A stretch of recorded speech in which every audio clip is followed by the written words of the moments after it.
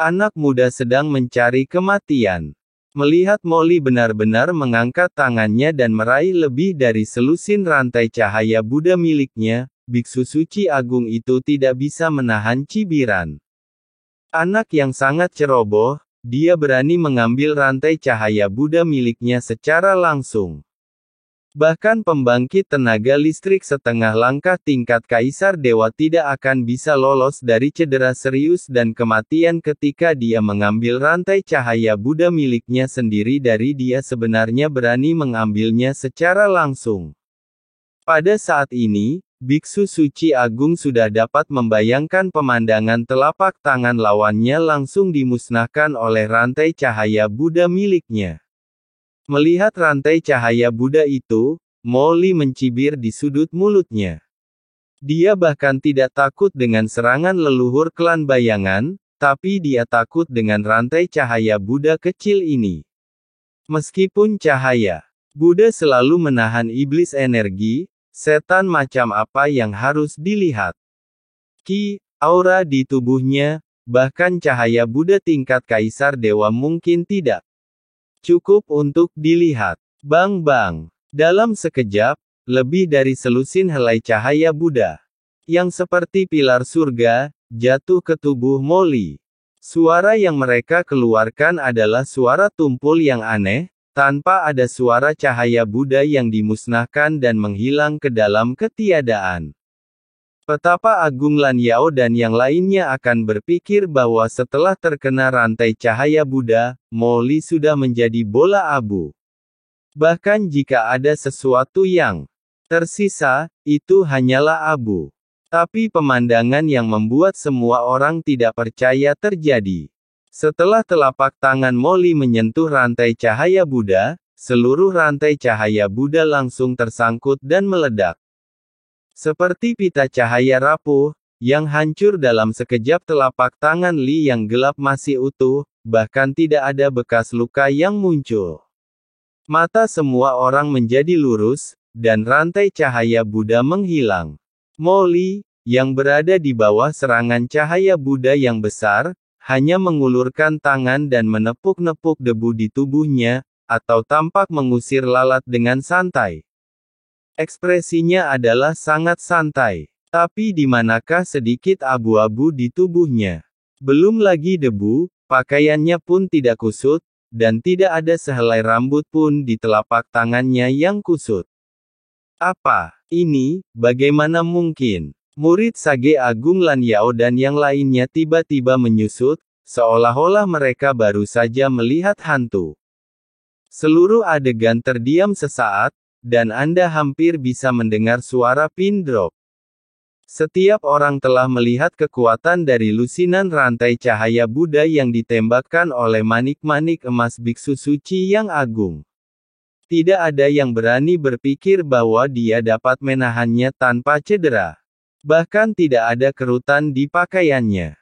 Atau yang pasti, semua orang mengira mereka tidak bisa melakukannya, tetapi anak laki-laki yang depannya ini benar. Tampaknya tidak mencolok di benar melakukannya, dan dia bahkan tidak mengorbankan harta itu, dia hanya menghancurkannya.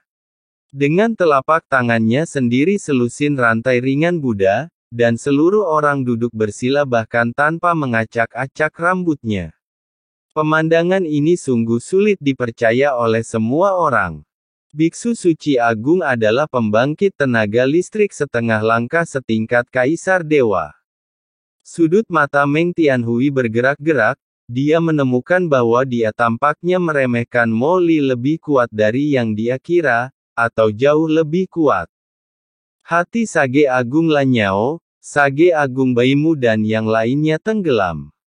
Mereka selalu berpikir bahwa apa yang dikatakan Meng Tianhui dan yang lainnya sebelumnya tentang Molly sebagai dalang sebenarnya adalah salah. Orang yang begitu kuat kekuatan manusianya memang jauh lebih unggul dari Meng Tianhui. Tidak heran Meng Tianhui dan yang lainnya menemukan harta karun luar angkasa ini sebelumnya.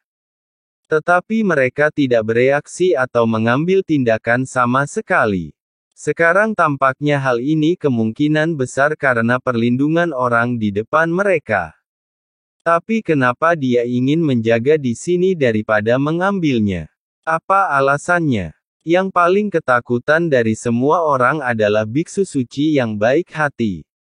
Dia juga terkejut. Dia belum pernah melihat orang yang tidak bisa diam dan tidak terluka di bawah manik-manik emasnya sendiri. Jadi dia hampir tercengang saat ini.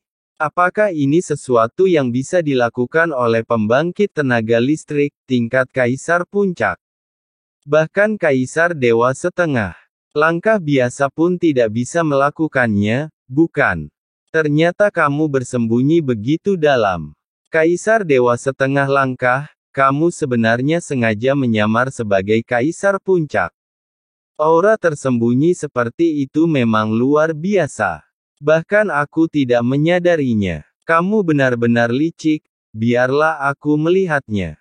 Lihat, kekuatan sihir macam apa yang kamu punya. Setelah kata-kata itu jatuh, biksu suci agung itu tiba-tiba mengangkat tangannya, dan manik-manik Buddha emas yang menakutkan tiba-tiba berubah menjadi cahaya keemasan yang menakutkan, yang jatuh ke kepala Molly dalam sekejap.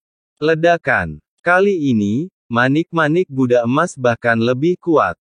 Berubah menjadi kekuatan cahaya Buddha yang mengejutkan, bertahan ke segala arah dan menghantam kepala Molly. Datang lagi. Molly mencibir, mengulurkan tangan kanannya. Menjentikkannya secara tiba-tiba, dan dengan keras. Manik-manik Buddha emas itu seperti tumpukan kelereng di bawah telapak tangan Molly, langsung terpental dan tidak dapat disakiti sama sekali tidak kuat. Sama sekali. Apa? Beku agung itu terkejut. Hanya butuh beberapa saat baginya untuk bereaksi. Dan punggungnya sudah mengeluarkan keringat dingin. Kekuatan anak laki-laki di depannya pasti lebih tinggi dari yang dia bayangkan, dan tubuhnya tanpa sadar akan mundur. Tapi sebelum dia bisa mundur, Molly mencibir dan berkata, setelah memukulku dengan cahaya Buddha berkali-kali, apakah kamu ingin mundur? Berhentilah. Bermimpi. Sebelum Molly selesai berbicara, dia mengangkat tangannya, dan cahaya ajaib hitam legam telah dikeluarkan, berubah menjadi busur cahaya dan menebas, tapi yang dia keluarkan hanyalah sabuk cahaya ajaib. Sabuk cahaya ajaib setebal lengan orang dewasa, dan warnanya hitam seperti tinta, menembus kehampaan seperti aliran cahaya, dan muncul di depan biksu suci agung dalam sekejap. Biksu suci itu bahkan tidak bisa bereaksi sesaat pun. Perasaan takut akan dibunuh langsung terpancar, dan perasaan krisis yang kuat masih melekat. Biksu suci yang agung itu begitu panik sehingga dia bahkan tidak punya waktu untuk menarik manik-manik emas di depannya. Dia hanya tahu bahwa dia harus menghindari serangan cahaya ajaib ini. Jika dia tidak bisa mengelak, maka dia tidak akan pernah mampu menahan kekuatan serangan cahaya ajaib yang begitu menakutkan.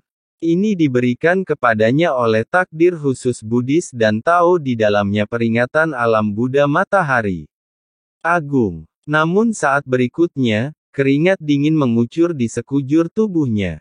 Dia menemukan bahwa ruang di sekitarnya membeku dalam sekejap, seolah-olah telah berubah menjadi rawa. Kepalanya berlalu. Boom! Cahaya sihir hitam menghantam bahu biksu suci agung itu tanpa ragu-ragu.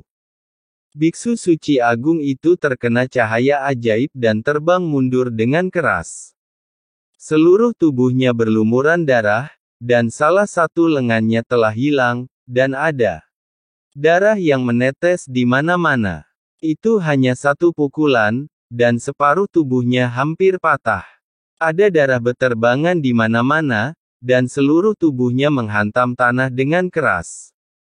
Yang sangat menyedihkan. Setelah memuntahkan seteguk darah, biksu suci agung tiba-tiba bergegas dari tanah. Tidak peduli bahwa dia terluka parah, dia mengambil kembali manik Buddha emas dan buru-buru berteriak, "Yang mulia, saya, biksu suci agung, sudah memilikinya, ditarik dari kompetisi. Untuk harta karun spasial ini,